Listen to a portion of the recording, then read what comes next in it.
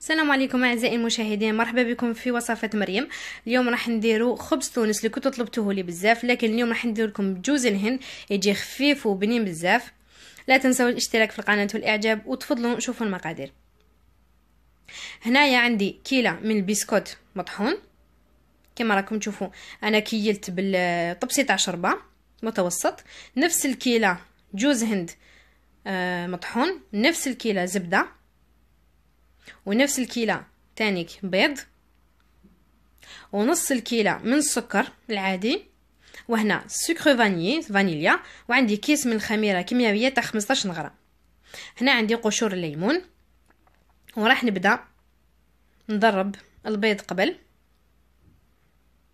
هنا تقريبا عندي 6 حبات، ماشي تقريبا يعني خدالي 6 حبات بيض متوسط الحجم.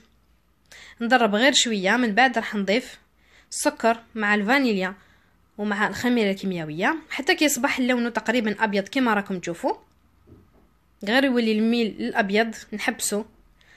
ونضيفو هنايا الزبده دايبه وبارده ولا مارغرين مش عندكم.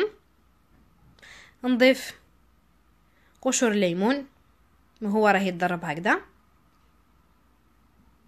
اللي ما عندهاش البيض خان تستعمل الفوي ولا تستعمل يعني خلط الكهربائي الباتور. هنا نضيف جوز الهند مع البسكوت المطحون، نخلطه هنايا مده دقيقتين، من بعد نتحصلوا على هذا الخليط.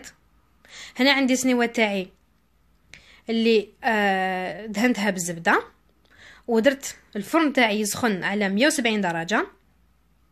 هنا نسقمها كامل مليح، من بعد راح ندخلها لمده 20 دقيقه. وهنا عندي الشربات، يعني لازم الشربات تاعكم يكون بارد وخبز تونس تاعكم يكون سخون.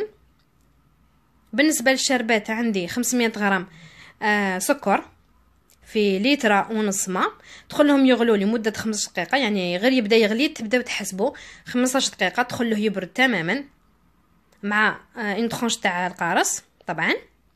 هنا بعد ما تشرب كامل هاد الشربات